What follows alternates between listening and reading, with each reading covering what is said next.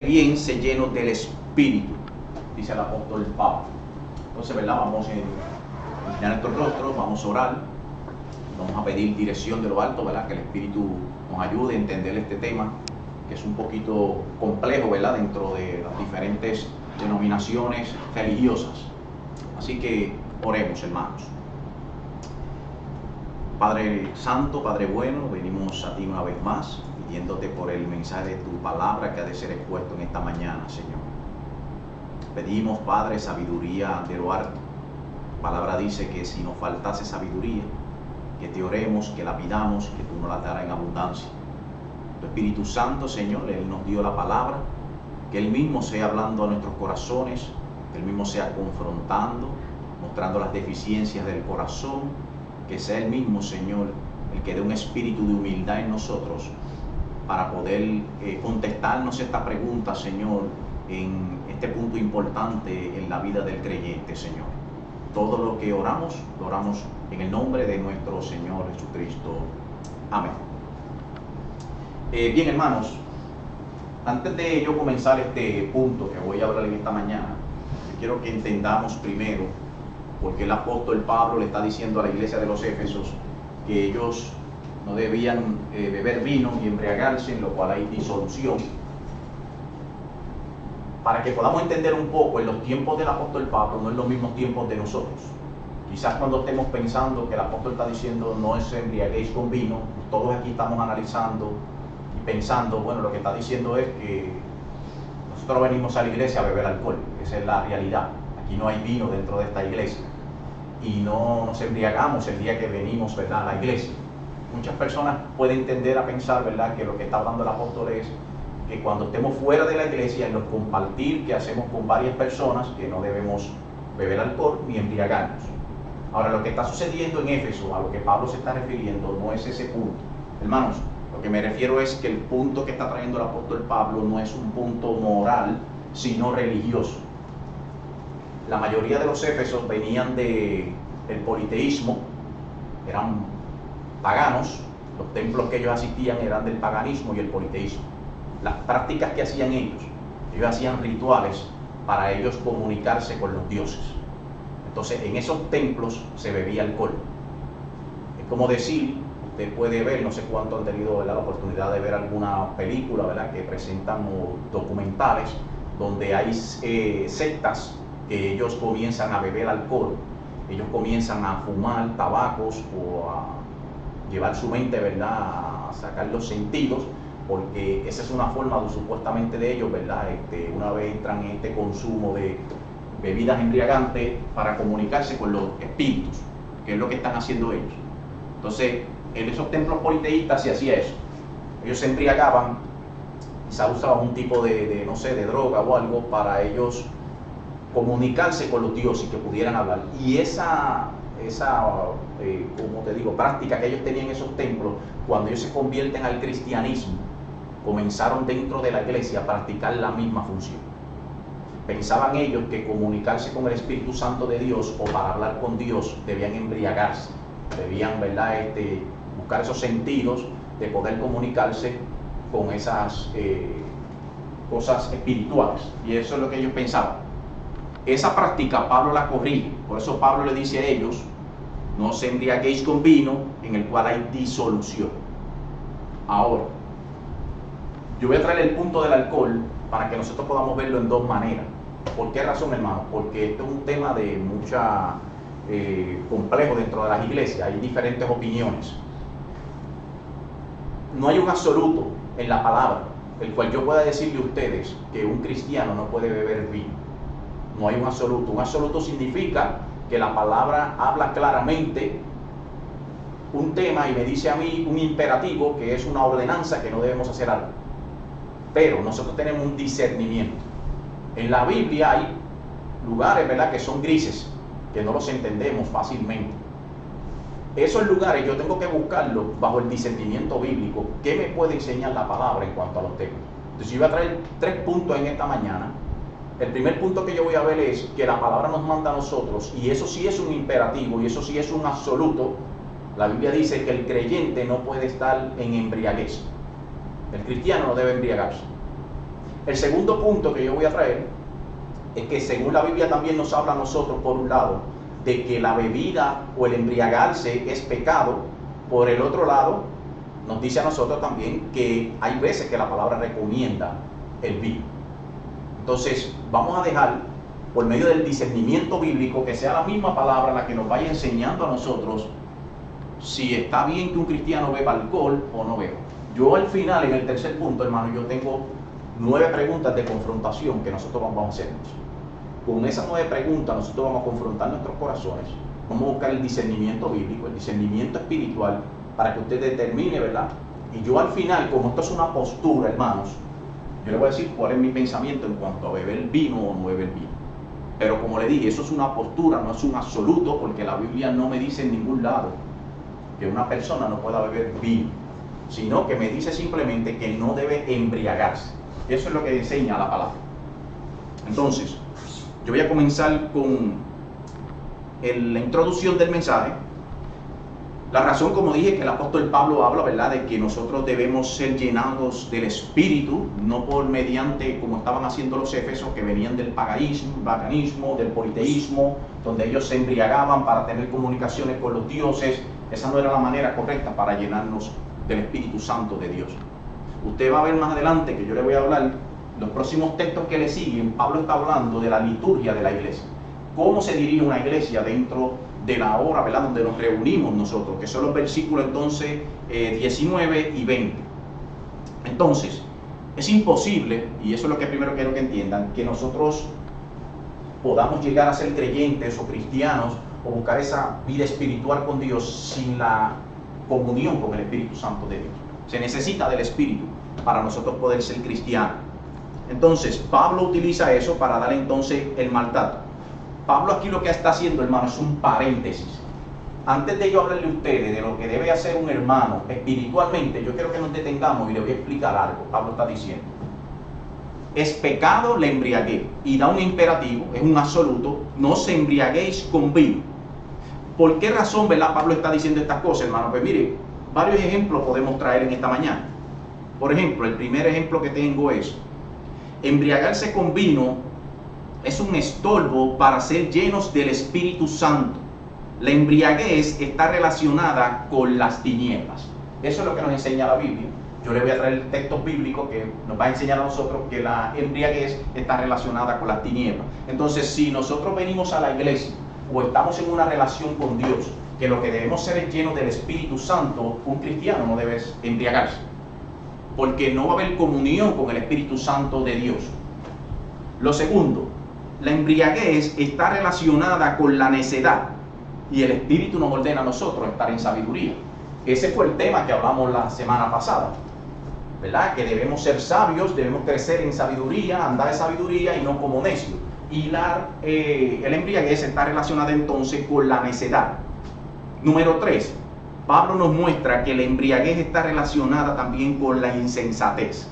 Entonces, por otra parte, tenemos la historia de la iglesia. Podemos ver que el tema del alcohol, como dije, ha sido uno de diferentes opiniones, y esto puede cambiar, ¿verdad?, según los países, según la cultura, pero la palabra solo es una, hermano. Y nosotros, ¿verdad?, antes de estar mirando hacia otras culturas, hacia otras denominaciones, lo que yo tengo que mirar es a la palabra del Señor y buscar el discernimiento bíblico. Orarle al Señor para que por medio de su Santo Espíritu Él me muestre cuál es lo correcto que yo debo hacer para ser un creyente y un siervo de Dios. Entonces, quiero aclarar también otro punto antes de seguir, ¿verdad?, con esta introducción. No vamos a usar el que usted no beba alcohol como un medidor de que eso es una vida espiritual más grande que la de un hermano que quizás beba vino. Porque, hermano, se puede ser peor persona sin beber alcohol que una persona que bebe alcohol, que a lo mejor es mejor persona o mejor ser humano que otros. Entonces no vamos a usar el no beber y el beber como una medida de la vida espiritual. Entonces lo que quiero traer esta mañana, hermano, como dije, es comprender qué nos está enseñando la palabra en cuanto al alcohol. Y vamos a analizar, ¿verdad?, una de las razones por las que los seres humanos buscan el alcohol, fíjese. Y una de las más comunes es estar felices. Esas son las razones, ¿verdad?, por las que los seres humanos muchas veces ellos dicen: me voy a dar un par de copitas, voy a salir con mis amistades, voy a darme un par de tragos porque quieren sentirse felices. Piensan ellos que eso les va a dar felicidad. Para otros, el alcohol puede ser que los ayude a olvidar las tristezas. Puede ser que el alcohol lo ayude también a las desilusiones, a los problemas, a los conflictos, y comienzan a usar el alcohol como una base, ¿verdad?, para ellos esconder todos esos problemas que ellos tienen. Ahora, ¿cuál es el problema de utilizar el alcohol como medio de gozo o como medio de ayudarte a olvidar las penas, las dificultades y los conflictos, hermano? Que la única felicidad que nos habla la palabra proviene ¿de quién? De Dios. Eso es lo que nos dice la palabra. La felicidad para el hombre proviene de Dios. Cuando yo estoy buscando la felicidad en el alcohol, yo no estoy usando el medio que la palabra me ordena para yo buscar esa felicidad y esa paz. Entonces, la única felicidad es Dios. Fíjense como David lo reconoce. En el Salmo 16, versículo 11, dice allí que en la presencia del Señor hay plenitud de gozo. Entonces es ahí donde yo tengo que ir a la fuente del gozo, Cristo, nuestro Dios Padre. Fíjense en otra cosa más. Jesucristo, cuando Él dio su sermón, el sermón del monte, ¿verdad?, conocido, ese sermón bien famoso en Mateo 5, Él está hablando y está diciendo las bienaventuranzas. Bienaventurados los mansos de espíritu, porque ellos tendrán a Dios. Todo lo que dice las bienaventuradas. Esa palabra bienaventurada, hermano, significa dichoso. Significa que Dios bendice a las personas que Él está hablando. O sea, en otras palabras, podríamos decir, en vez de usar la palabra bienaventurado, dichosos los pobres de espíritu, dichosos los que lloran, dichosos los humildes, dichosos los que tienen hambre, dichosos los de puro corazón. Y el Señor Jesucristo dijo, alégrense, porque Jesucristo vino a traer ese gozo y esa paz y esa alegría que necesita el hombre. Entonces, si el medio que yo estoy usando es el alcohol para yo conseguir el gozo, o si yo tengo tristeza o desilusión, ¿verdad?, desilusión, o tengo amargura en mi corazón, no debo buscar el alcohol sino a Cristo, porque es lo que me está enseñando la palabra. En Filipos, Pablo dijo, el apóstol, gozaos y regocijaos en el Señor. Vuelvo y repito, el medio para la felicidad del hombre y el gozo debe ser Cristo. Entonces, quiere decir que para que los seres humanos seamos felices y gozosos, ese gozo y esa paz, quien único puede traerla a nosotros es Jesucristo, cuando nosotros ponemos nuestra fe y nuestra confianza en Él como Salvador. No hay otra forma, entonces, hermanos. Entonces, ¿cuál es el problema de ingerir bebidas alcohólicas para estar felices? Porque fíjense algo aquí, el motivo no es el problema. Cuando digo motivo, es que el ser humano siempre en su corazón debe estar dispuesto a buscar gozo y paz. Ese es el motivo. Yo debo buscar el gozo, la paz y la felicidad. ¿Cuál es el problema, hermano? El medio. Cuando yo estoy buscando ese gozo, esa paz y esa felicidad por el medio que no es el correcto, porque en este caso me iría tras el alcohol para buscar el gozo, yo estoy diciéndole a Dios que Él no es sabio, que yo sí soy sabio, y quien único puede producir ese gozo en mí es el alcohol. Pero Dios te está diciendo que el único medio de gozo. Entonces el problema no es el motivo, sino el medio. Yo tengo que buscar ese medio y ese medio es Dios. Entonces, la bebida solo trae una felicidad artificial. La felicidad es temporal, hermano. Te lleva a peores problemas de los que te motivaron a beber, que eso es mucho de lo que le pasa con frecuencia a las personas que beben alcohol. Tú tenías un problema, te fuiste tras el alcohol para buscar un gozo, una paz y una tranquilidad, y esos problemas empeoran, hermanos, porque trae otras consecuencias el alcohol. Entonces, vamos a empezar con el primer punto, hermanos. Quiero que veamos el término como la palabra nos dice, que es pecado embriagarse. Eso es un absoluto, hermano, ahí no tenemos duda. La palabra dice que no debemos embriagarnos ninguno. Y fíjense en algo, la embriaguez en el mundo secular se puede decir que pocas personas se atreverían a defender este tipo de conducta. No así, siempre hay personas que van a defender que el beber está bien, pero es algo, ¿verdad?, que la palabra lo condena, la embriaguez.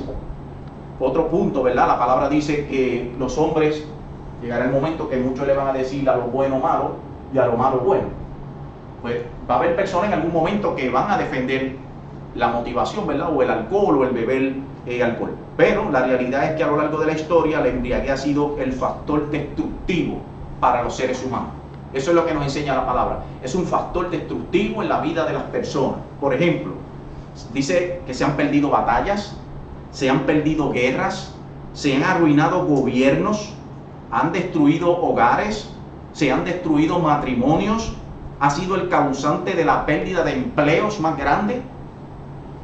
Yo estoy buscando ustedes, ¿verdad?, las encuestas de lo que nos dice a nosotros de los problemas que trae el alcohol. Entonces, para que tengamos un ejemplo, hay una encuesta que se hizo en los Estados Unidos que dice que hay más de 20 millones de alcohólicos y que casi 4 millones de estos son menores de 20 años, hermanos, jovencitos, comenzando a vivir la vida y caen en el peligro, ¿verdad?, del alcohol. Entonces, el alcohol mata, el alcohol destruye, el alcohol arruina. Y otra cosa del alcohol, ¿verdad?, que nosotros podemos observar es que tiene diferentes etapas. Cuando usted comienza a beber alcohol, usted lo hace como algo social, como algo de compartir, buscando, ¿verdad?, un medio, porque usted está buscando la manera de ser feliz. El problema de esto es que si la persona no tiene control del alcohol, van a empezar lo que son las etapas, y la peor de las etapas es la que voy a decir ahora.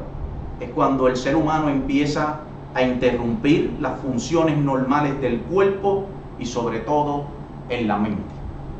Cuando la mente comienza a ser destruida por el alcohol, ese ser humano quedó cautivo, quedó preso, quedó esclavo del alcohol. Por eso podemos mirar hacia el Antiguo Testamento, el Nuevo Testamento también, y observar cómo la palabra nos condena la embriaguez. Antes de entrar en esos términos que le voy a decir bíblicos, también yo quiero traerle una palabra que es el término médico, porque la medicina también mira la embriaguez como una enfermedad, y la medicina le dio el término de VODES. Ese es el término que ellos utilizan. VODES significa trastorno temporal de las capacidades físicas y mentales a causa del consumo excesivo del alcohol. O sea que la medicina también, no solamente Dios nos habla en su palabra y nos da las advertencias de lo destructivo que es el alcohol, sino que la misma medicina, la ciencia, la sabiduría humana también dice que es destructivo el alcohol, hermanos. Entonces vamos a ver ahora, ¿verdad?, los términos bíblicos. Fíjense en el primer punto que yo anoto aquí de lo que es, de que el alcohol es destructivo. Noé. Dice la palabra que Noé se emborrachó luego de el tiempo postdiluviano. Noé hizo una viñera, ¿verdad? Él plantó una viña de uvas, allí él estuvo cosechando, él hizo un vino, se embriagó, dice la palabra, y actuó con desvergüenza. Dice la palabra que él se quitó sus ropas, andaba desnudo, estaba por su tienda, estaba quizá hablando incoherencias. Ese es Noé, hermano, el hombre de Dios, el hombre temeroso de Dios, pero la embriaguez lo llevó a la necedad y lo llevó a hacer cosas vergonzosas. También dice la palabra que su hijo Can, el hijo menor, encontró a su padre desnudo. Can, en vez de ser un hombre con discernimiento y quizás buscar algo como hicieron nuestros hermanos, que fue en este caso Jafet y Sem, que ellos fueron cuando Can les dijo: mira, allí está nuestro padre, está ebrio, está hablando necedades, está prácticamente desnudo. Los dos hermanos, Sem y Jafet, ellos dijeron: mira, vamos a tomar una sábana y vamos a ir de espaldas hacia nuestro padre y vamos a cubrir la desnudez de nuestro padre, y tener ese discernimiento de lo que tenía que hacer Can y no hizo.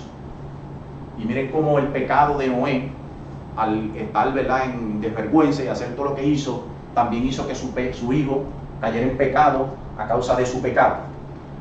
Como he dicho otras veces, nosotros a veces pasamos el pecado de nosotros a nuestros hijos. Y eso fue lo que sucedió aquí. Noé terminó maldiciendo a Can, ya sabemos la historia, pero es para que usted vea uno de los puntos que nos dice la Biblia de la embriaguez. Cómo el hombre se vuelve desvergonzado cuando está bajo los efectos del alcohol. Número 2, tenemos la historia de Lot, que sus hijas ocasionaron su embriaguez y le hicieron cometer incesto. Cuando Sodoma y Gomorra fueron destruidos, y Lot sale, ¿verdad? Todos sabemos que se quedó solamente Lot, ya que su esposa miró hacia atrás y se convirtió en estatua de sal. Pero dice la palabra que se quedaron Lot y sus 2 hijas. Ellas pensaron a lo mejor que no iban a poder tener descendencia, hermanos. Y planificaron, vamos a embriagar a nuestro padre para poder así seducirlo, acostarnos con él y tener relaciones sexuales, ¿verdad? Y poder tener hijos. Lo que pasó al Lot embriagarse, cometió incesto. Es uno de los problemas de la embriaguez. Entonces estamos mirando todos los puntos. Todo lo que le estoy mostrando ahora, hermano, es la fealdad de lo que es la embriaguez según lo que nos dice la palabra. Número 3, Ben-Hadad, que era un rey, y sus reyes aliados, dice la palabra en Primera de Reyes, capítulo 20, versículos 16 al 34, que se emborracharon todos y murieron a filo de espada. Ellos estaban en la guerra, hermanos, decidieron pasar la noche, ¿verdad?, quizá en gozo y en paz, se embriagaron todos y los enemigos entraron y los mataron a todos a filo de espada. La embriaguez. El Nuevo Testamento nos dice la palabra que algunos de los corintios en la iglesia utilizaban la Santa Cena para embriagarse. De ahí el apóstol Pablo que hace la advertencia también, ¿verdad?, de que no debemos tomar la Santa Cena del Señor indignamente, porque estaban utilizando quizás el mismo patrón de los Éfesos. Personas que venían del paganismo, del politeísmo, en los templos donde ellos se invocaban a los dioses, y dioses con D minúscula, hermanos, hablando de dioses falsos, y ellos trataban de entrar en trance para comunicarse con esos dioses supuestamente y aprovechar muchas veces lo que es la Santa Cena, que se bebía el vino, para utilizarlo como un modo de ellos embriagarse. Entonces también la palabra lo condena, ¿verdad? Pablo dice 1 Corintios 11, 27, que con esta práctica que los creyentes estaban haciendo en Corintios, muchos de ellos cayeron en debilidad, muchos de ellos cayeron en enfermedad y muchos de ellos le ocasionó la muerte por el pecado que estaban haciendo de la embriaguez. Salomón, él dijo en Proverbios capítulo 23, versículo 19 al 21, oye, hijo mío, y sé sabio, y endereza tu corazón al camino. Miren lo que dice ahora, hermanos. No estés con bebedores de vino, ni con los comedores de carne, porque el bebedor y el comilón empobrecerán, y el sueño le hará vestir vestidos rotos. Es más que claro que el borracho no progresa, ni el que anda en glotonerías. El que coge todo su dinero y se lo come completo, sin pensar y sin usar discernimiento de cómo debe administrar sus bienes que el Señor le da, cae en destrucción, hermanos. Queda arruinado completamente. Y es interesante porque fíjense, cuando Salomón escribe estas palabras o él las dice, ¿verdad? Salomón no pensó o analizó lo profundo de las palabras. ¿Cuántas personas nosotros hoy en día en la calle podemos ver como dice Salomón? Usted pasa por ahí, por las calles donde están los borrachos, ¿verdad? Donde ellos se reúnen, y es lo más que usted ve. Hombres que están harapientos, mal vestidos, a veces no se reportan, a veces están desnutridos, no están bien vestidos, hermano. Una vida destruida. Usted mira el físico de una persona que está alcoholizado y así está su vida destruida. Algo que la palabra advierte que Salomón dijo en Proverbios. De hecho, más adelante escuchen lo que dijo Salomón en el versículo 29 al 31. ¿Para quién será el ay? ¿Para quién el dolor? ¿Para quién las rencillas? ¿Para quién las quejas? ¿Para quién las heridas en balde? ¿Para quién lo amoratado de los ojos? Si alguien siempre están peleando por ahí, son los borrachos, hermanos. Hacen pleitos entre ellos mismos. A veces usted los ve golpeados. Muchas veces pueden ser porque se caen, se dan golpes con los objetos que están a su alrededor, o muchas veces, hermanos, porque le han dado cualquier otro ser humano por necedad, porque hablan cosas que no deben hablar, y otras personas terminan azotándolos. Y Salomón dijo: ¿para quién será el ay? ¿Para quién el dolor? ¿Para quién las rencillas? Porque siempre están en peleas. ¿Para quién las quejas? ¿Para quién las heridas en balde? ¿Para quién lo amoratado de los ojos? Dice: para los que se detienen mucho en el vino, para los que van en busca de la místura. No mires al vino cuando rojea, cuando resplandece su color en la copa. Se entra suavemente, mas al fin como serpiente morderá. Eso es lo que hace el alcohol, hermanos. Y es interesante, fíjese, porque la palabra nos dice a nosotros que el alcohol es tentador. De hecho, no sé, ¿verdad? Cuando nosotros estamos mirando los anuncios de televisión, es interesante porque ellos te ponen una vida alegre. Tanto los anuncios de cerveza como los de ron, ellos te presentan a las personas, los modelos en las playas. Ellos están alegres todos, en una vida contenta, están jugando voleibol en la playa, allí están dándose la cerveza, y todo se ve que es felicidad, hermanos. Esta gente no le muestra la verdad a las personas. Ellos no se detienen y digan, tenga cuidado con el alcohol, porque el abuso excesivo del alcohol te puede llevar a la destrucción. Y después de eso, en el anuncio ellos ponen, esto es lo que va a pasar con tu vida si tú sigues el alcohol. Y ahí puedes presentar entonces esas personas que tú ves destruidas en las calles, que los vemos mal vestidos, harapientos, con el pelo a veces sin recortar, como los vemos, hermanos. Esa vida ellos no la presentan. Eso ellos se lo tapan a las personas. Entonces ellos no enseñan las vidas destruidas, ellos no enseñan a personas destruidas, los hijos maltratados, los divorcios que trae la embriaguez, incluso las personas que van a las cárceles. Ellos no te enseñan esto. Mira, esta persona por el alcohol donde está ahora mismo. O las personas que van al cementerio porque también el alcohol y la embriaguez traen muerte. Ellos simplemente te enseñan lo bonito de la vida, hombres felices en una playa, compartiendo, jugando domino, jugando voleibol, ahí lo más bien. Ese es el engaño del mundo. Tremenda herramienta tiene Satanás aquí para destrucción, ¿verdad, hermanos?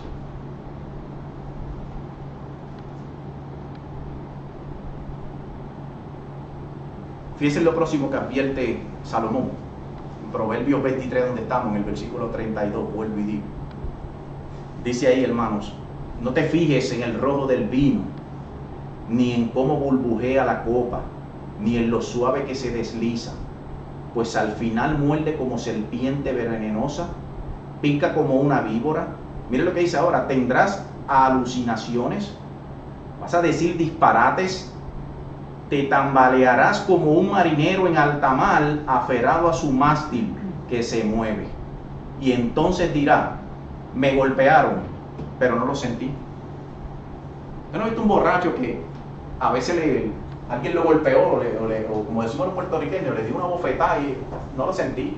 De hecho, me acuerdan mucho los nenes que son bien imprudentes, los hijos, que a veces el papá le da un cocotazo y el nene le dice al papá, no me dolió. Y ahí viene el papá y le da más duro.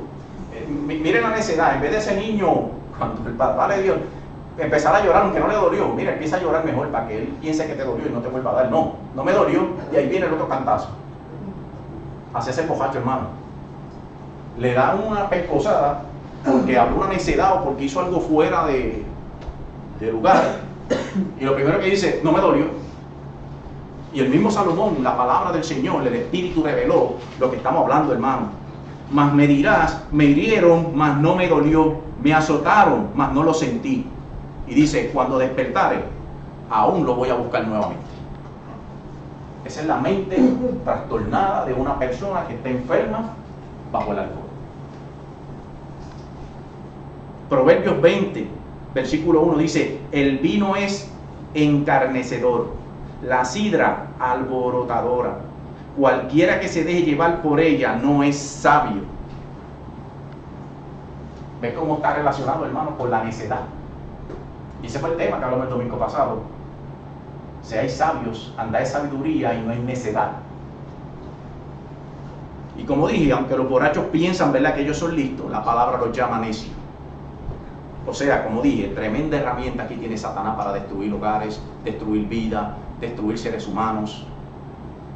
Isaías 55, versículo 11 dice, ay de los que se levantan de la mañana para seguir la embriaguez, que se están hasta la noche, hasta que el vino los enciende. Y esto no es lo normal, hermano, que vemos. El borracho está día y noche bebiendo. A veces no llega a su hogar, hermano, a veces se queda en las cunetas pasando la embriaguez. Y se levanta en la mañana buscando alcohol nuevamente, hermano. Esa mente quedó apoderada completamente. VODs, como lo determina el mundo en la medicina. Trastorno mental en la persona. Sus capacidades mentales, todas, están enfermas, están idas, hermanos. Entonces, ya pudimos ver, ¿verdad?, cómo la palabra muestra la borrachera en toda su fealdad.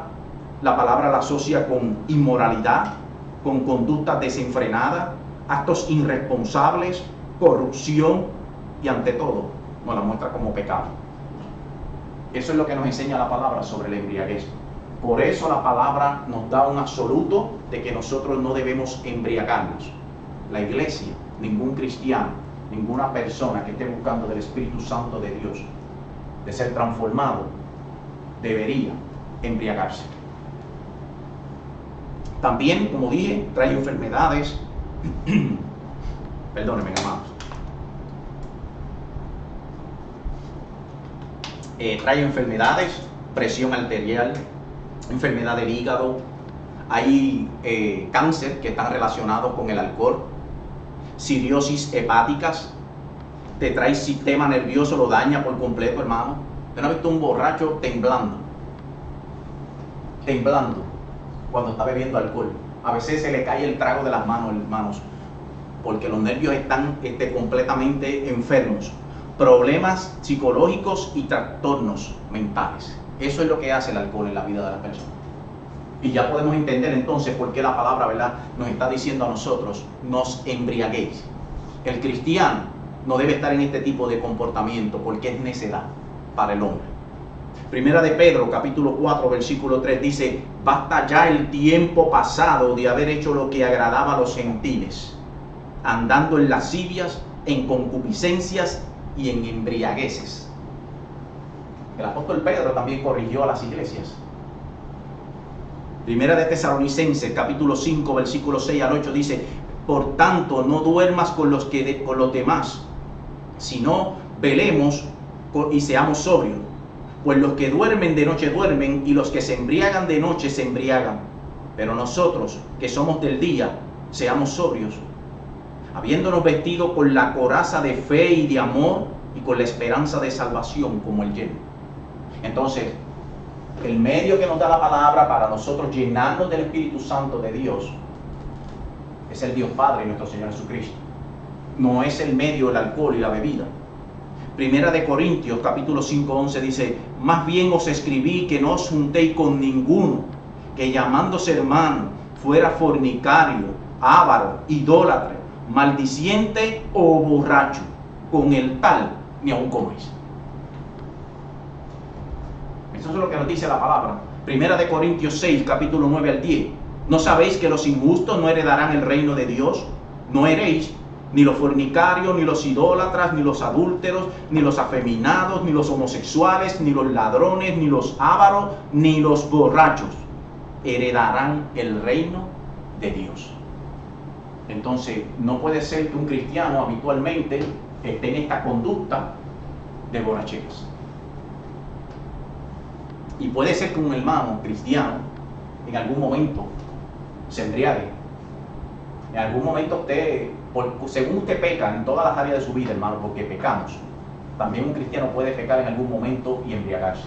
Si no tiene control y comienza a darse vino o beber, ¿verdad?, o cualquier tipo de alcohol, y no lo hace con prudencia, puede caer en embriaguez.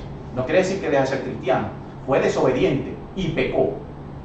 Lo que no puede ser ese cristiano, y eso es lo que yo quiero que usted entienda en esta mañana, es que usted no puede tener un continuo uso del alcohol. No puede ser que cuando nosotros hablemos de cierto hermano, digamos, ese hermano por la semana se pasa borracho. Ese hermano no puede haber conocido a Dios. Porque la palabra dice: si Cristo os libertareis, seréis verdaderamente libres. Entonces el alcohol no puede estar en la vida, la embriaguez no puede estar en la vida de nosotros los creyentes. Fíjense otra cosa, ¿verdad? Cuando Pablo estaba corrigiendo aquí a los Éfesos, como yo dije al principio, el problema no era moral, sino religioso.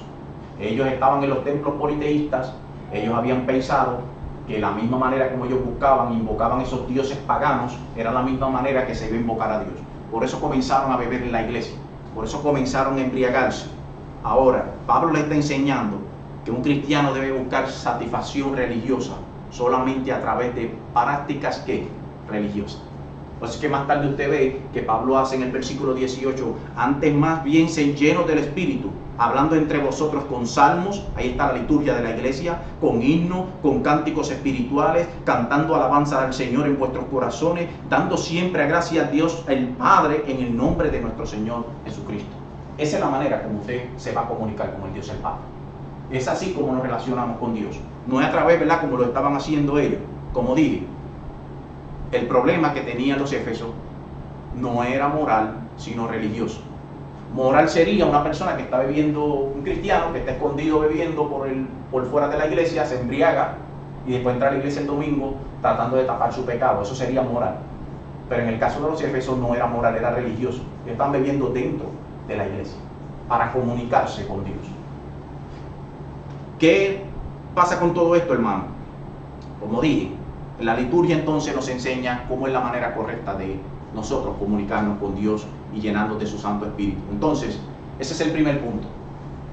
Pudimos ver la fealdad de la embriaguez, por qué la Biblia condena el embriagarse, por qué la Biblia dice que es destructivo y por qué la Biblia nos señala la embriaguez como pecado. Ahora voy a hablar del segundo punto. También la Biblia nos dice a nosotros que el vino es recomendado en algunos momentos. Y ahí voy en lo que les dije al principio, que nosotros tenemos que tener discernimiento. Y nos vamos a contestar esa pregunta que yo puse por título del mensaje. ¿Puede un creyente beber alcohol? Vamos a esperar, ¿verdad?, que la Biblia sea la que nos hable a nosotros y lleguemos a ese punto de razonamiento.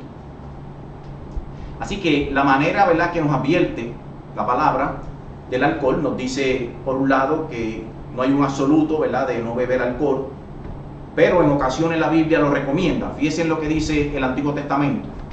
Lo primero que podemos observar en el Antiguo Testamento es que el vino era parte de los sacrificios que se usaban en el tiempo del pueblo de Israel.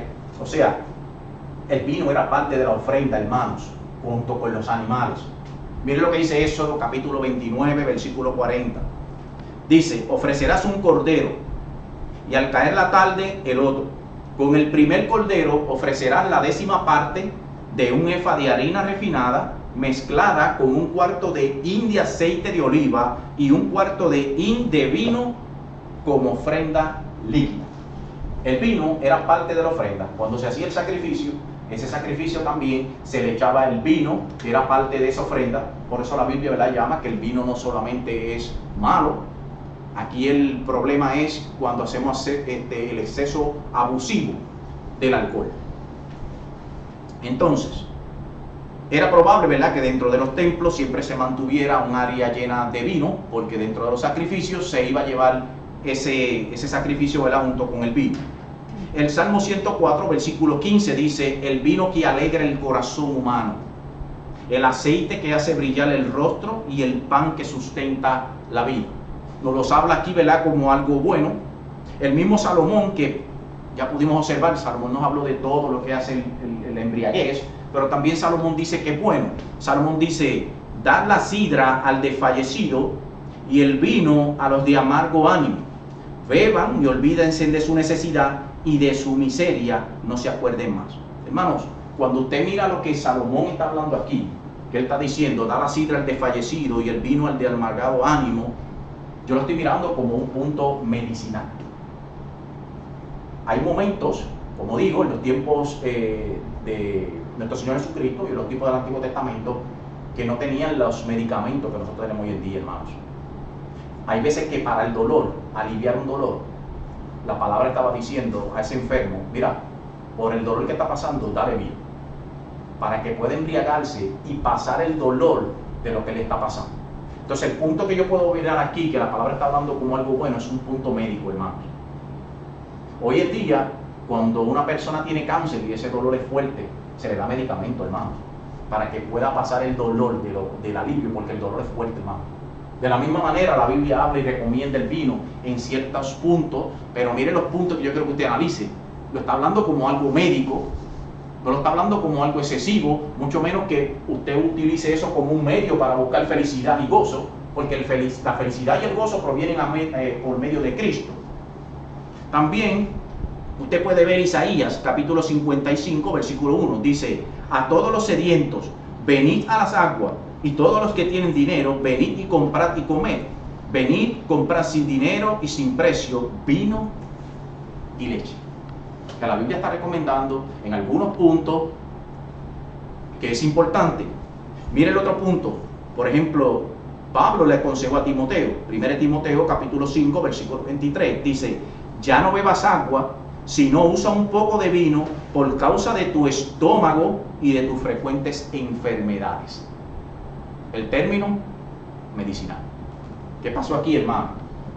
El apóstol Pablo, él tenía el don de sanación. Dios le dio, ¿verdad?, a los apóstoles que ellos podían sanar. Eso siempre y cuando fuera la voluntad del Señor, hermanos. Pablo oró en ocasiones por Timoteo, pero Dios por alguna razón no quiso sanarlo de la forma como Dios, ¿verdad?, sanó muchas personas por medio de sanidades. Entonces Pablo recomienda a Timoteo, y esto viene, hermano, también por cuestiones de que había escasez de agua. Lo otro, las aguas que habían, muchas de ellas estaban contaminadas, y para que el estómago pudiera ser arreglado, pues mira, Timoteo, en lugar de beber agua que te está haciendo daño, que tú tienes un problema estomacal, bebe un poco de vino, para que eso pueda usarse como una medicina. Entonces ya usted está viendo que la manera como la Biblia nos está presentando aquí el alcohol, no lo está presentando como un medio de gozo y de felicidad, hermano, lo está presentando como algo médico. Otro punto, podemos ver también cuando Jesús convirtió el agua en vino en las bodas de Caná. Ese punto yo lo voy a unir con el último punto, porque yo voy a hablar de eso que Jesucristo hizo. Y el otro, fíjense en la parábola del buen samaritano, que esto lo contó el mismo Jesucristo, esa parábola, él dice que Jesucristo nos dice la palabra, habló favorablemente por lo que hizo el samaritano. ¿Qué hizo el buen samaritano? Dice que echó vino y aceite en las heridas de aquel hombre. ¿Cómo se usaba el vino, hermano? También como un modo de desinfectar, ¿verdad?, o un área que estaba cortada. A esa persona se le dio una pela, como decimos nosotros, ¿verdad? Lo habían herido, lo dejaron herido en el camino, lo encuentra el buen samaritano tenía vino, tenía aceite, desinfectó las heridas con el vino y luego lo cubrió con aceite, y Jesucristo alabó eso. O sea que el vino no es malo en sí, hermanos. Lo que es malo aquí es la manera como nosotros le damos el uso y la forma como nosotros estamos utilizando ese vino. Entonces la palabra señala que el vino es potencialmente bueno, pero también la palabra nos señala que el vino también es potencialmente dañino y malo, dependiendo cómo usted le dé ese uso al vino. Otro punto que debemos entender es que ese jugo de uva o de vino que se producía antes de la caída era perfecto, hermano. No engendraba maldad. Le explico esto. Antes del tiempo postdiluviano, el vino que se preparaban los hombres, ese vino no contenía alcohol para embriaguez, no había maldad, hermano, y le voy a explicar por qué. La primera vez que yo busco en la palabra y yo consigo una persona que me habla que se embriagó fue Noé. Esto sucedió cuando las cataratas de los cielos, nos dice la palabra, fueron rotas. Ustedes saben que Dios miró desde los cielos y dice, no voy a contender mi espíritu más contra el hombre. 120 años serán sus días. Vino el diluvio y mató toda la humanidad, solamente quedó vivo Noé, su esposa y sus hijos y su esposa. Antes de eso no había lo que se llama fermentación, hermanos. ¿Por qué? Porque la Biblia nos dice en el Génesis que Dios hizo aguas en la tierra, estaban los mares y los ríos, pero encima de la capa de ozono, ¿verdad?, encima de lo que es la tierra, había una capa cubierta de hielo, quizás congelado, es lo que podemos entender, y que esa capa protegía de que los frutos les fuera a dar lo que es la fermentación. Eso no ocurría, hermanos. La fermentación ocurrió en el primer momento que las cataratas fueron rotas. Ya no tenía protección el planeta, los rayos comenzaron a entrar y en ese primer momento comenzó la embriaguez. Fíjense que esas personas, si usted lee la palabra, las personas antes de la época postdiluviana, la palabra nunca menciona que ellos se embriagaban. Sí menciona que hubo maldad, adulterios, orgías, homosexualismo, muertes, asesinatos, pero no había embriaguez, porque todavía el planeta no hacía la fermentación. La fermentación viene luego que esa capa se rompe, entran los rayos del sol y ahí vemos la primera persona ebria en la palabra, Noé. Plantó una viña, tomó de la viña, las uvas se fermentaron y comenzó entonces la embriaguez, hermanos. Entonces, ¿qué yo quiero decir con esto? Que nosotros debemos analizar entonces el vino que habla la palabra, el vino que produjo nuestro Señor Jesucristo en la boda de Caná. Es el mismo vino que nosotros bebemos ahora. Eso me lleva al tercer punto. Ya con esto termino el mensaje, hermanos. Yo tengo aquí, como dije, 9 preguntas para confrontar los corazones de cada uno de nosotros, hermanos. El punto número 3 es: ¿cómo puede un creyente saber lo que debe hacer? Si se puede beber o no se puede beber. Vamos a buscar el discernimiento bíblico, hermano. Dice, el vino de hoy, esa es la primera pregunta, ¿es igual al vino de los tiempos bíblicos? Hágase la pregunta, ¿es igual? Hermanos, la respuesta es no. El vino que aparece en la Biblia versus el vino que nosotros vemos hoy en día en los supermercados, en las licorerías, no es el mismo que habla la palabra. La palabra nos da a nosotros 3 tipos de vinos cuando menciona. Fíjese que en el castellano, cuando usted busque la palabra, usted va a conocer la palabra vino, solamente vino, en todos los puntos de la palabra, porque el castellano no te da otra palabra, vino, o te puede decir sidra. Ahora, miren esto, cuando usted va al Antiguo Testamento, Proverbios 21, Isaías 5.1, que allí está hablando del vino en la embriaguez, la palabra que se menciona allí, hermano, es checar, en el hebreo. Vino es checar, y en griego venía siendo siquero. Esa bebida era una bebida fuerte de un contenido elevado de alcohol. Esa era la bebida que Salomón está hablando con la palabra checar, que está diciendo no os embriaguéis, el vino produce esto, el vino produce lo otro. Ese tipo de vino estaba prohibido en la palabra. El otro vino que nos habla la palabra, la otra palabra es glucos, se deriva de glucosa. Este era un vino dulce de uvas recientemente exprimidas y podían fácilmente o fermentarse rápidamente, por eso se tenía que mezclar con agua antes del consumo. ¿Qué era eso, hermano? Un tipo de vino que se preparaba, era fuerte, tenía alcohol, y lo que hacían era que se echaban 3/4 partes en una cesta de agua lleno, y luego de que se llenaba esas 3 de agua, se diluía ese poco de vino para que se preparara un vino, hermano, pero ese vino no era embriagante. No pasaba, según el Talmud de los judíos y la historia, dice que no pasaba de 2.75 a 2.25 el contenido de alcohol de esa bebida. Hoy en día, en nuestros tiempos, y nuestras leyes, ¿verdad?, sanitarias, ellos nos dicen que para que una bebida sea bebida alcohólica o declarada bebida alcohólica, tiene que tener más de 3.25 alcohol por volumen. Es ahí, ¿verdad?, cuando se dice esta bebida es alcohólica. Si tiene menos de esa cantidad, eso no es una bebida alcohólica. Entonces, la bebida que está diciendo ahí, glucos, tampoco no era una bebida que pasaba un 3.75 del alcohol. Y la tercera, hermano, que la palabra nos habla vino, la palabra que menciona en el griego es oinos y en el hebreo es yayin. ¿En qué consistía? Consistía en hervir o espumar y hacían un jarabe espeso como si fuera una jalea de uva. Esa jalea servía, mataba la bacteria, no se fermentaba con facilidad, sí contenía alcohol, pero era muy bajo. Prácticamente era un jugo de uva. Así que cuando Jesucristo convierte el agua en vino, esa palabra que colocó allí, hermano, es oinos. Entonces, si la palabra es oinos, muchos cristianos están utilizando como justificación, es que Jesucristo bebió vino. Y si Jesucristo bebió vino, yo puedo beber vino. Ahora, la pregunta que yo estoy haciendo aquí en la primera es, el mismo vino que produjo nuestro Señor Jesucristo, ¿es el mismo vino que nosotros bebemos, que tiene más de 3 puntos de alcohol por volumen? Y en muchos casos, 150 alcohol por volumen, hermanos. Yo puedo usar como justificación el vino que usó Jesucristo versus el que yo veo en las tiendas. Lo segundo, ¿cuál usted cree que fue la razón que Jesucristo dijo a los apóstoles? Traigan los cántaros cuando fue a convertir el agua en vino. Llénenlos de agua. ¿Usted cree que Jesucristo no tenía la capacidad de convertir el agua en vino? Perdóneme, desde un principio, tráiganlos vacíos. Si Jesucristo es el agua, hermano, Él es el creador del agua, de los mares. Podía coger las vasijas y decir, se forma el vino y se acabó. ¿Cuál es la razón por la que Jesucristo nos enseña a los apóstoles, llenen el agua. Porque el agua sin vino, hermano, contenía un 75% de la jarra en agua. Jesucristo dijo, llénala de agua. Y después que estaban llenas de agua, Jesucristo dijo, ahora viene el vino. Y la palabra que utiliza, oinos, era un tipo de gel de uva, hermanos, con un contenido bajo en alcohol, que se mezclaba dentro de esa agua, se convertía en vino, y ese era el vino. De hecho, quedaron maravillados el vino que preparó nuestro Señor Jesucristo.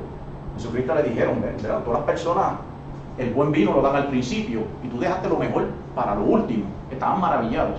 Pero ese vino, oinos, volvemos a la pregunta, hermano, no es el mismo vino que nosotros vemos en los supermercados, en las licorerías. Entonces la pregunta que yo hago de confrontación es la primera que podemos hacer nosotros. El vino de hoy es igual a los tiempos de nuestro Señor Jesucristo.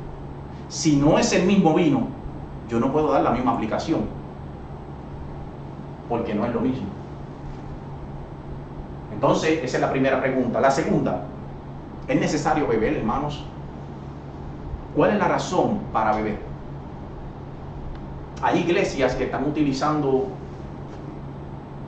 el relacionarse con personas en los posts, en el post, ¿verdad? Para ellos beber alcohol, compartir con esas personas y supuestamente ganárselos para Cristo. Eso es una mente deficiente, una miserable forma de pensar, ¿verdad? Porque tú estás quitando la soberanía y el poder de Dios. ¿Qué nos dijo nuestro Señor Jesucristo a nosotros, verdad? Le dio a los apóstoles. Ir y hacer discípulos. Llevar el evangelio, ¿verdad? A los perdidos. No nos dijo, vayan y bébanse a la barra de alcohol y se sientan con ellos y se embriagan para que hagan amistad con ellos y lo ganen para Cristo. Si tú tratas de relacionarte con personas por medio del alcohol para ganar personas a Cristo, lo que tú estás haciendo es pensando que Dios no es suficiente soberano y que su espíritu no puede transformar una vida o un corazón. Nosotros somos más que testigos de personas que estuvieron en alcoholismo y Dios los transformó, los cambió, los restauró y hoy en día son nuestros hermanos en la fe y están con nosotros en la iglesia. Y yo no tuve que sentarme con ningún hermano o los hermanos que están en las diferentes iglesias tuvieron que sentarse en una barra a beber alcohol para que Dios transformara esas vidas. Así que esa manera de pensar de iglesias donde vamos a compartir con otros mediante el alcohol para ganarlos para Cristo es un pensamiento errado, hermano. Número 3, hágase la pregunta, ¿el alcohol crea hábitos dañinos? Sí, hermano, el alcohol crea hábitos dañinos. Y si crea hábitos dañinos, pues mira, yo quisiera evitarlos. Esa es mi manera de pensar, ¿verdad? Número 4, ¿ofenderás a otras personas cuando estás bajo los efectos de la embriaguez? Créeme que sí, hermano. Cuando una persona entra en embriaguez, no solamente ofende a su prójimo, a su esposa, a sus hijos, a sus familiares, a los hermanos en Cristo, a cualquier persona, porque usted está bajo necedad, usted va a ofender a esa persona. Entonces, si eso va a causar que yo pueda herir a otras personas, pues yo prefiero evitarlo. Número 5, ¿dañará mi testimonio? ¿Se acuerdan al principio? Dije, hay personas, ¿verdad?, que debemos mirar esto de una forma cultural. En nuestra cultura, para las iglesias evangélicos protestantes, el que bebe es hipócrita. Fíjense que hay otras denominaciones, ¿verdad? La iglesia católica, ellos pueden beber vino, no tienen ningún problema, nadie los va a señalar. Pero una iglesia protestante, por la cultura, te van a señalar como una persona hipócrita que está jugando por la iglesia. Entonces, si se va a dañar el testimonio de la iglesia y va a dañar mi testimonio, pues yo prefiero entonces no beber alcohol, hermanos. Número 6, ¿es correcto? ¿Está bien que yo tome? Fíjese lo que dijo el apóstol Pablo en Romanos 14, versículo 23. El que duda sobre lo que come es condenado porque no lo hace con fe. Y todo lo que no proviene de la fe es pecado. ¿Se acuerdan al principio? Yo dije que yo no puedo dar un absoluto si beber vino, si un cristiano puede beber vino o no puede beber vino. El asunto es, estoy completamente seguro en mi mente y en mi corazón que estoy haciendo lo correcto. No tengo un absoluto completo, hermanos. Y si yo no estoy por completo seguro si está bien beber o no beber, pues la palabra me dice que todo lo que no se hace con fe es pecado. Y como no estoy seguro, mejor no lo hago, hermano. Porque yo no tengo un absoluto para decirle a la iglesia y decirle aquí, Dios no quiere que nadie beba alcohol, porque eso no me lo dice la palabra. La palabra me dice, sí, un absoluto, no puedes embriagarte.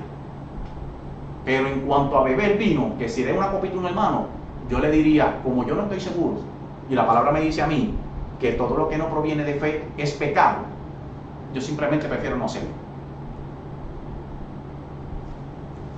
Número 7, y esto voy a hablar que lo utilicemos con prudencia. Una persona que salió del alcoholismo, un hermano que era alcohólico y ya no es alcohólico, está con nosotros, dice, en conformidad a la prudencia, sería insensato tomar alcohol para quien ha tenido problemas de alcoholismo o que sea susceptible a este pecado. Si ese problema usted lo tuvo en el pasado, ahora que usted es creyente, usted no debería acercarse ni a 3 millas de un lugar donde hay alcohol, porque esa era su debilidad y ese era su pecado, y nosotros debemos alejarnos lo más posible de estos lugares. Para los hermanos que no tuvieron problema de alcohol, nosotros no estamos llamados a ingerir bebidas alcohólicas delante de esos hermanos en Cristo que hayan tenido estos problemas. Miren lo que Pablo dice en Romanos 14, 21. Es mejor no comer carne, ni beber vino, ni hacer nada que haga a tu hermano tropezar. Vuelvo y repito lo que dijo Pablo, es mejor no comer carne, ni beber vino, ni hacer nada que a tu hermano le hiciere tropezar. Si yo puedo, por decir, ¿verdad?, que mi conciencia me dice a mí que no es malo beber, pero hay un hermano al lado mío, que ese hermano en el pasado, él tuvo problemas de alcoholismo, yo por el amor a ese hermano, y para no ponerle la tentación, no debería beber delante de él, ni debería sacar algo de alcohol al lado de él.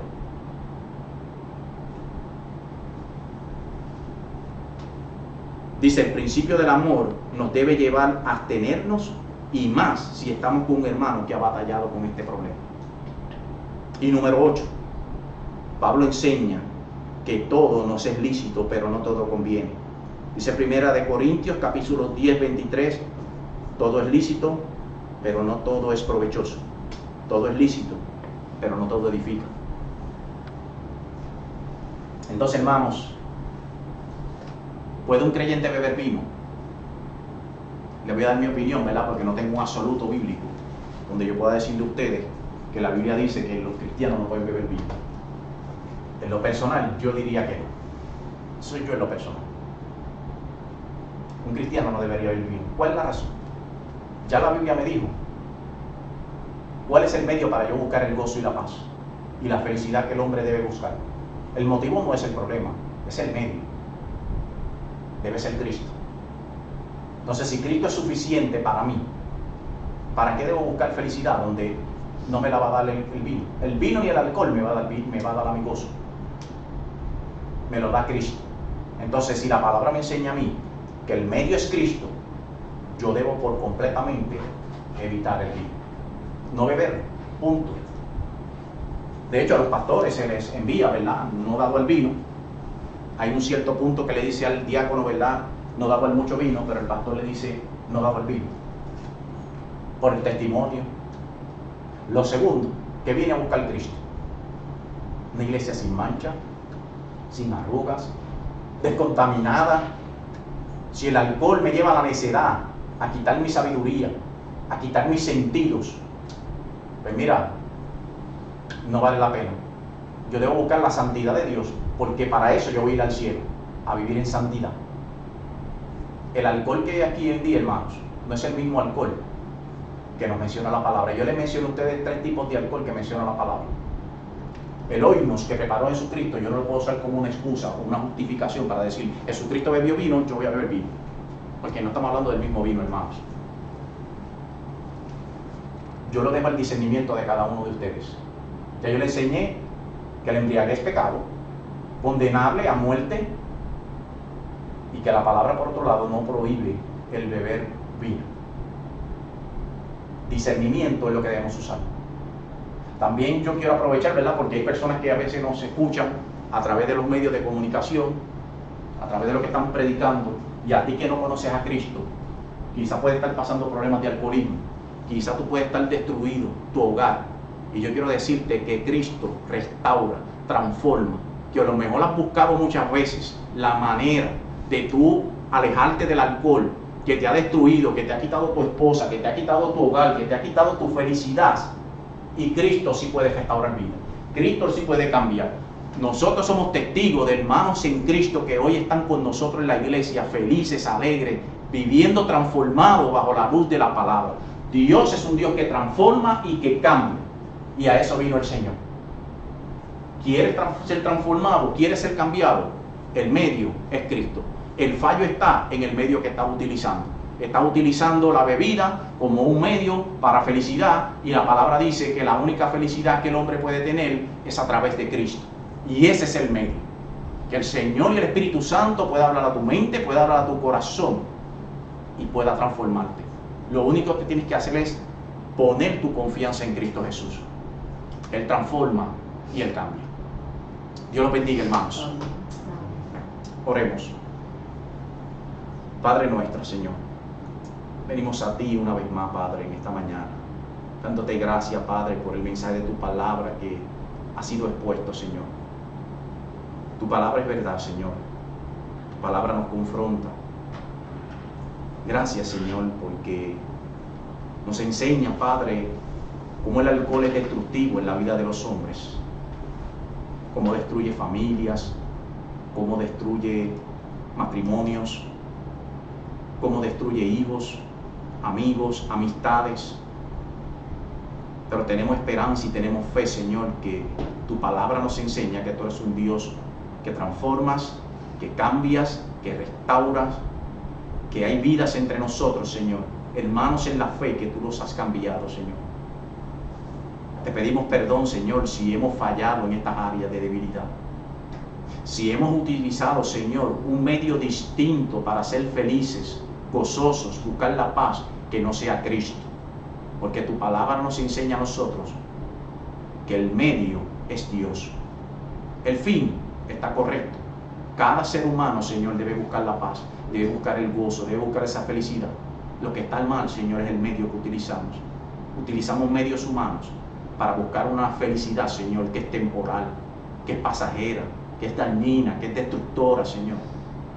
En lugar de buscar el medio correcto, que es Cristo Jesús, que transforma, que cambia, que nos da el gozo verdadero, una paz, una tranquilidad, Señor, que no son temporeras ni que son destructivas, Señor, sino que son eternas, que son verdaderas, que son para siempre, Señor.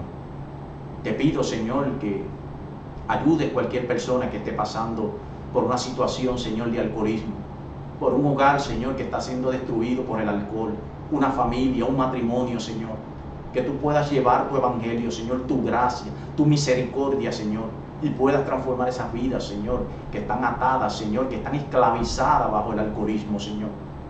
Nosotros creemos en tu promesa, creemos, Padre, que eres soberano, que eres poderoso, Señor, para transformar esas vidas, Señor. Y que nosotros, la iglesia, Señor, que nos den discernimiento bíblico, Señor, para nosotros hacer lo que agrada a ti, Señor, para andar una vida correcta, dando un testimonio correcto de lo que son vidas transformadas, vidas cambiadas por Cristo Jesús. Gracias, Señor. Gracias por permitirnos estar aquí reunidos en la iglesia, que hemos alabado, glorificado, Señor, escuchado tu palabra, Señor. Gracias por todo, Señor. Gracias por mis hermanos en la fe. Guárdalos, cuídalos, Señor. Dale crecimiento, madurez espiritual a cada uno de ellos, Señor. Suple las necesidades. Llévalos, Señor, hacia su destino ahora, Padre, cuidándolos de todo peligro, Señor, si esa es tu voluntad. Y todo lo que oramos, lo oramos en el nombre de nuestro Señor Jesucristo. Amén, Señor, y amén. Dios los bendiga, hermanos.